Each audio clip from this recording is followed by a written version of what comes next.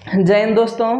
आज के वीडियो के माध्यम से हम लोग अध्ययन करेंगे भारत में स्वतंत्रता प्राप्ति करने के लिए जो राजनीतिक पार्टियां की गठन की गई थी, राजनीतिक सभाओं की गठन की गई थी, उनके बारे में हम लोग आज अध्ययन करेंगे। तो इस प्रकार से देखा जाए कि जब भारत में राष्ट्रवाद की भावना उत्पन्न हो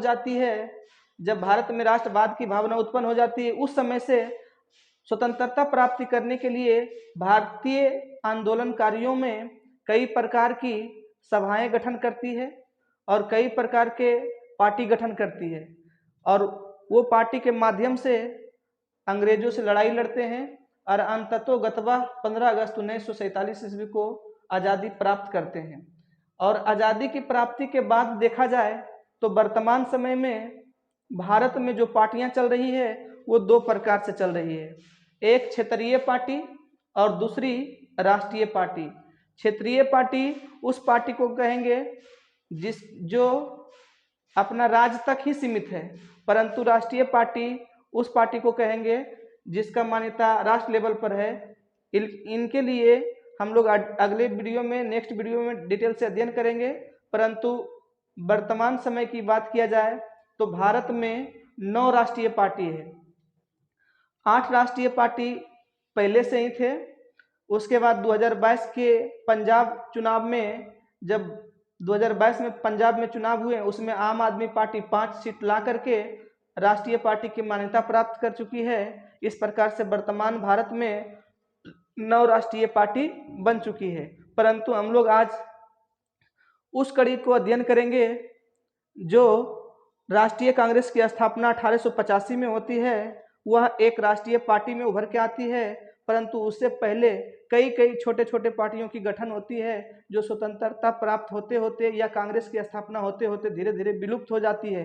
परंतु प्रतियोगी परीक्षा में उन पार्टियों से 1 से 2 सवाल पूछा जाता है। तो आइए हम लोग अध्ययन करते हैं भारत में जो पार्टी का गठन किया गया था या सभा की गठन की गई थी उनके बारे में। तो भारत में जो पार्टी या सभा की गठन की गई थी उनको हम लोग 2 कड़ी में चल के अध्ययन करेंगे। पहली कड़ी कि कांग्रेस पार्टी की जो स्थापना हुई उससे पूर्व की पार्टियां, और दूसरी कड़ी जो कांग्रेस पार्टी की स्थापना हुई उसके बाद आज़ादी तक की पार्टियां। इस तरह से हम 2 गुटों में अध्ययन करेंगे। तो सबसे पहला कड़ी की बात करें तो कांग्रेस पार्टी की स्थापना के पूर्व की पार्टी किस प्रकार से गठन हुई थी और उनका श्रेय किसे दिया जाता है और उनका उद्देश्य क्या था। तो सबसे पहले बंगाल की ओर चलते हैं। बंगाल में राजनीतिक विचारक जो थे वो सबसे पहले राजा राम मोहन राय को माना जाता है। राजा राम मोहन राय ही पाश्चात्य शिक्षा से रूबरू हुए थे। पाश्चात्य शिक्षा से वो बहुत प्रभावित हुए थे, इसलिए भारत में जो समस्या थी उनको ध्यान दिलाने के लिए, अंग्रेजों को ध्यान दिलाने के लिए सबसे पहले 1836 ईस्वी में एक पार्टी की गठन होती है जिसको बोलते हैं बंग भाषा प्रकाशक सभा। बंग भाषा प्रकाशक सभा 1836 ईस्वी में पहली पार्टी, 1836 ईस्वी में बंग भाषा प्रकाशक सभा। बंग भाषा प्रकाशक सभा की जो गठन हुआ था 1836 ईस्वी में हुआ था। इसका उद्देश्य था कि भारत में जो कुरीतियां हैं, भारत में जो कहे तो परेशानियां हैं, उनको अंग्रेज के तरफ ध्यान दिलाना, ताकि अंग्रेज अर्थात ब्रिटिश सरकार इस समस्याओं से निजात दिला सके।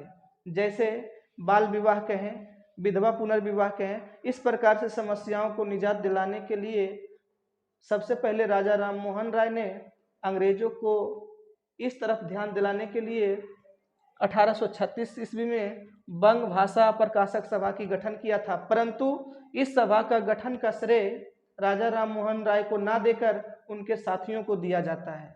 इसके जस्ट बाद 1838 ईस्वी में लैंड होल्डर सोसाइटी की स्थापना किया जाता है।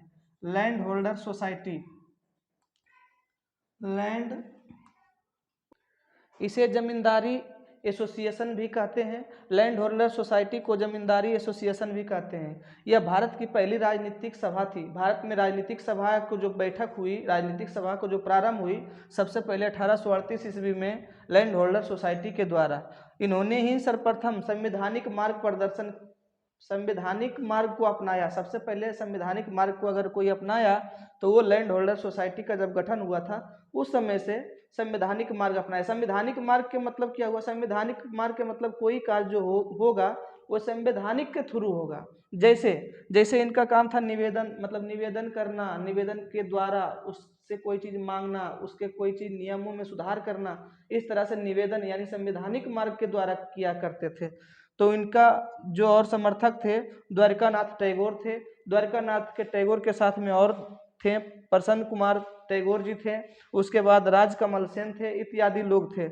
इनका मुख्य उद्देश्य क्या था? इस सभा का गठन करने का मुख्य उद्देश्य क्या था? निवेदन के द्वारा जमींदारों का संवर्धन एवं पुलिस तथा राजस्व व्यवस्था में सुधार करना था। लैंड होल्डर सोसाइटी की स्थापना के बाद भारत में कई पार्टियों की गठन समय समय पर होते गए, जिसे देख सकते हैं कि 1843 ईस्वी में बंगाल ब्रिटिश इंडिया सोसाइटी की स्थापना हुआ। इसका उद्देश्य क्या था? इसका उद्देश्य था लोगों में राष्ट्रवाद की भावना को जागृत करना। जैसे जैसे लोग में राष्ट्रवाद की भावना जागृत हो रहा था वैसे वैसे लोग अपनी स्वतंत्रता के लिए अंग्रेजों से लड़ाई लड़ना प्रारंभ कर दिए।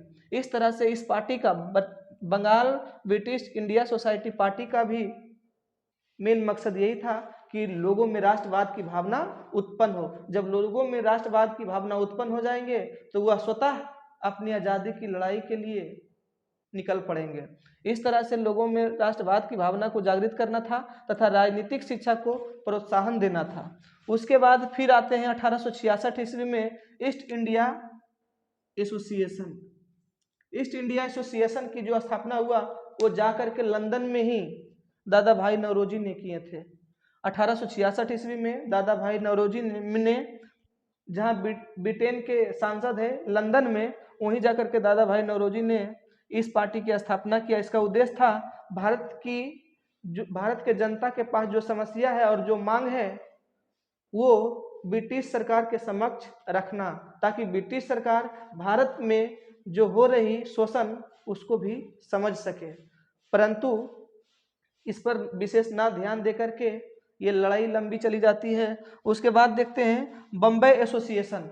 बम्बई एसोसिएशन की स्थापना की बात किया जाए तो 26 अगस्त 1852 को बम्बई एसोसिएशन की स्थापना होती है, परंतु इसका मुख्य संस्थापक किसी को नहीं बनाया जाता है और इसका उद्देश्य होता है कि भेदभावपूर्ण सरकारी नियमों के विरुद्ध सरकार को अवगत करवाना। सरकारी नियम जो थे वो बहुत प्रकार से भेदभाव करते थे। इस तरह से उन भेदभाव को खत्म करने के लिए बम्बई एसोसिएशन की स्थापना किया गया था। इसके बाद देखते हैं इंडिया लीग की स्थापना होती है। इंडिया लीग की स्थापना का श्रेय शिशिर कुमार घोष को दिया जाता है। इसकी स्थापना 1875 ईस्वी में हुआ था कि 19वीं शताब्दी के मध्य भारतीय जनता में जोरदार तरीके से राष्ट्रवाद की भावना उत्पन्न हो रही थी। जब ऐसे ऐसे पार्टियों की गठन हो रही थी और खास करके सभी पार्टी मिल करके एक ही चीज का वर्चस्व बढ़ा रहा था कि भारतीय जनता में राष्ट्रवाद की भावना उत्पन्न हो। तो इस प्रकार से 1875 ईस्वी में भी शिशिर कुमार की घोष के द्वारा जो इंडिया लीग की स्थापना किया गया उसका भी एक ही मकसद रहा, क्या रहा कि लोगों में राष्ट्रवाद की भावना को जागृत करना। इस तरह से जब लोगों में राष्ट्रवाद की भावना जागृत होते गए तो एक पार्टी की और गठन होती है अखिल भारतीय राष्ट्रीय कांग्रेस, जो कि आज भी है। इसकी स्थापना 28 दिसंबर 1885 में होती है और इसका संस्थापक एक अंग्रेज को ही बनाया जाता है, एओ हुम के द्वारा राष्ट्रीय कांग्रेस पार्टी की स्थापना होती है। इस प्रकार से जब राष्ट्रीय कांग्रेस पार्टी की स्थापना हो जाती है तो सभी पार्टी आपस में विलय होकर के राष्ट्रीय पार्टी कांग्रेस पार्टी को आगे बढ़ाते हैं और सब एकजुट होकर के अंग्रेजों से अपनी स्वतंत्रता के लिए लड़ाई लड़ते हैं। इस प्रकार से यह कहा जा सकता है कि कांग्रेस की स्थापना के पूर्व जो भी पार्टियों की गठन हुआ था वो कहीं न कहीं जनता में राष्ट्रवाद की भावना को जगाने की कोशिश किया। परंतु जब 1885 ईस्वी में भारतीय राष्ट्रीय कांग्रेस की स्थापना हो जाती है, तब से भारतीय राष्ट्रीय कांग्रेस मिल करके अपनी आज़ादी की लड़ाई जोर शोर से लड़ना प्रारंभ कर देती है और अंततः 15 अगस्त 1947 को ब्रिटिश सरकार को मजबूरन आज़ादी देनी पड़ती है। तो इस प्रकार से हम लोग अगले वीडियो में अध्ययन करेंगे कि कांग्रेस पार्टी की स्थापना के बाद किस प्रकार से कई जनसभाएं चलाई गई, कई प्रकार के आंदोलन चलाए गए और अंततोगत्वा ब्रिटिश सरकार से 15 अगस्त 1947 को लड़कर आज़ादी प्राप्त किया गया। तो हम लोग से जुड़े रहें, नए हैं तो चैनल को सब्सक्राइब करें